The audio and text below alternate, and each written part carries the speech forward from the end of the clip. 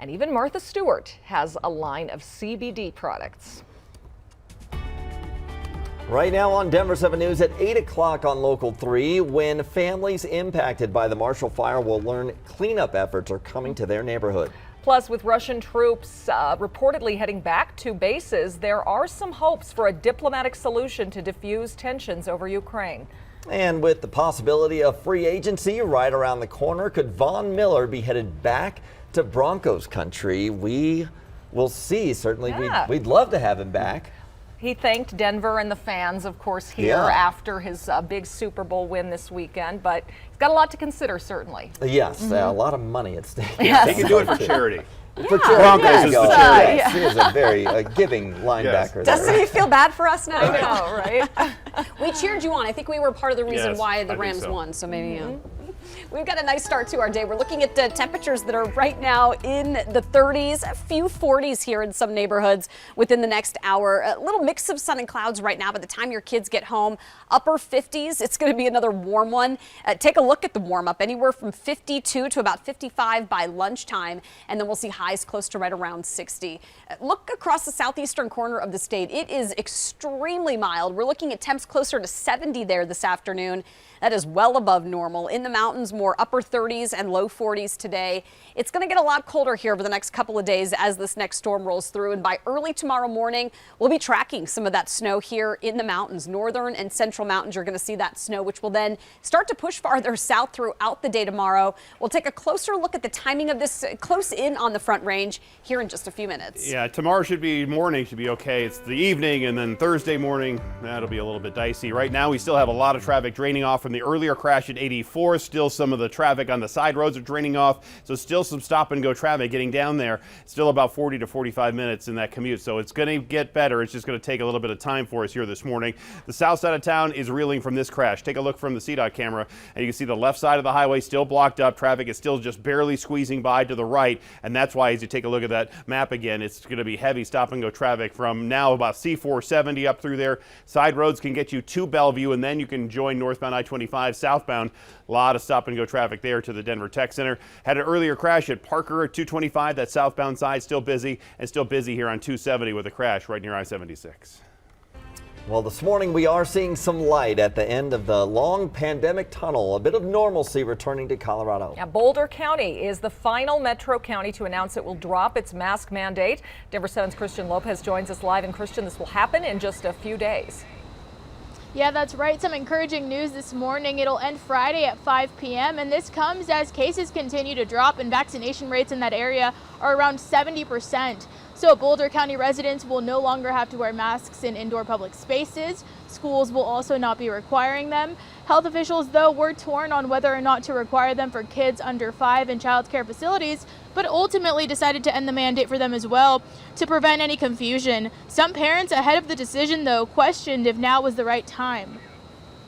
I would like for them to ease up on the restrictions. I think we're just over the Omicron hump, and I think it's potentially going to give us another huge setback. And working as an ICU nurse during this entire pandemic and seeing the death and devastation that it's caused, it just seems like a risky move.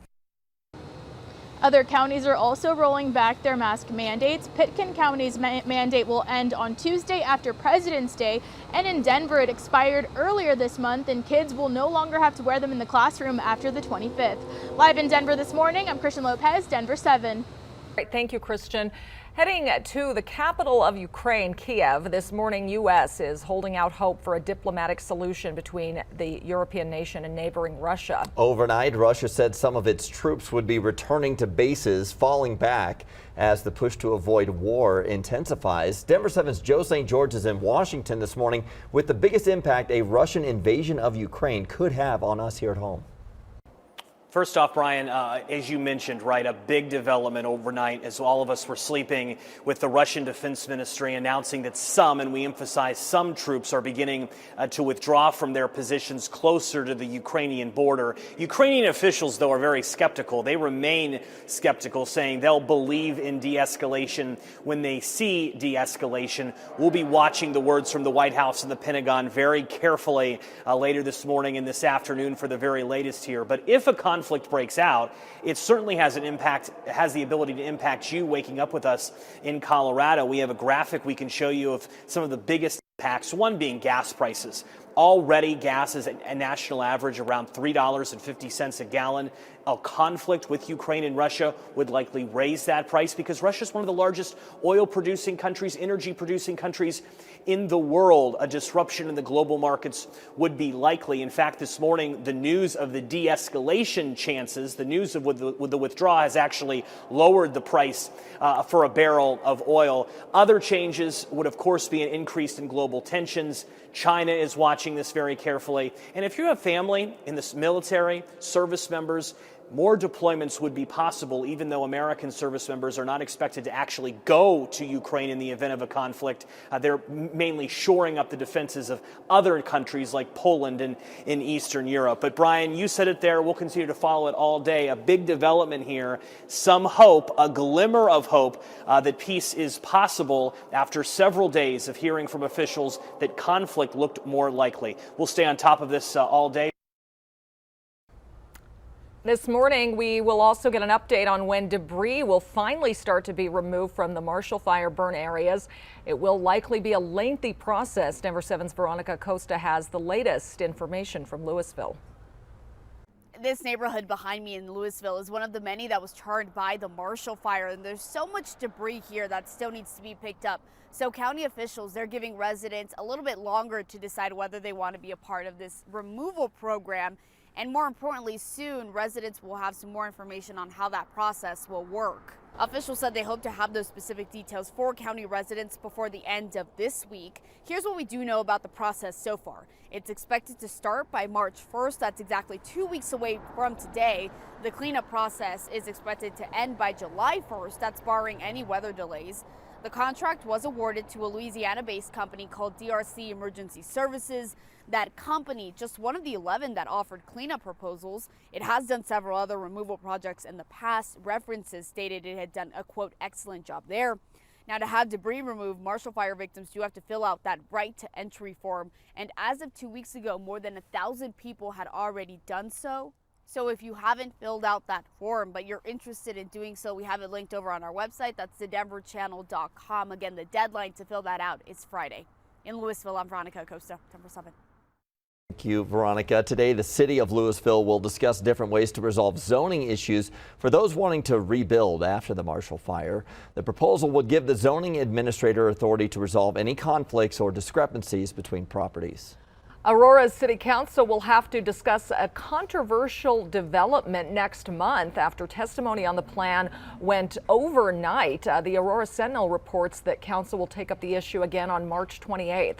A developer wants to build a new 311-unit apartment complex at the East Bank Shopping Center near South Parker Road in Quincy. Some people think the new construction will revitalize the shopping center, but others are worried about the size of the building and traffic it will bring.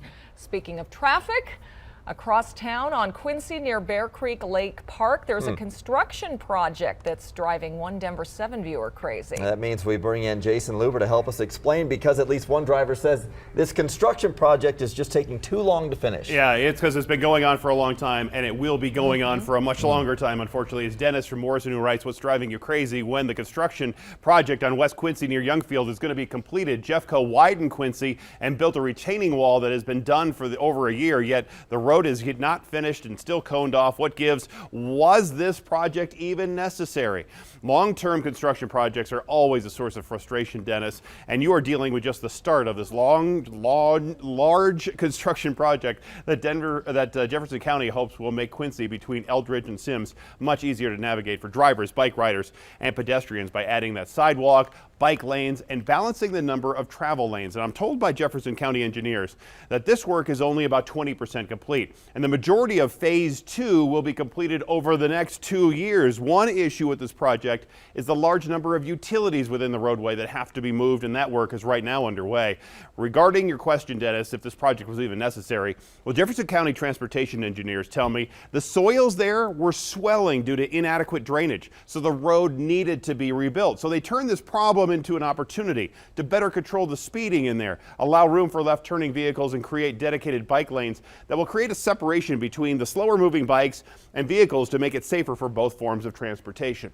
Now, the full roadway construction is part of phase 2. It's scheduled to begin in a couple of weeks and will run all the way through 2023. I have much more on this story right now. It's on the online version. You can read it right now on the Denver 7 app or on the denverchannel.com. You just go to the left side menu, find Denver 7 traffic, and then driving you crazy. All right, well, now that the Super Bowl is over, Broncos country wants to know, could Von Miller come back to Denver? It's certainly a possibility, I guess. Von's contract expires in March, which would make him a free agent. The NFL Network reports he plans to fully explore his options in free agency, though. He's been in the league 10 years now, turns 33 next month, which means he likely won't get the same $19 million a year deal he got last time, but he did have 2 sacks in a Super Bowl win, so that carries some weight too. Yeah. Still ahead this morning, a new survey reveals just how frustrated and fed up teachers are in Colorado's largest school district. And we have sun today, snow tomorrow. Lisa is timing out the changes in our forecast.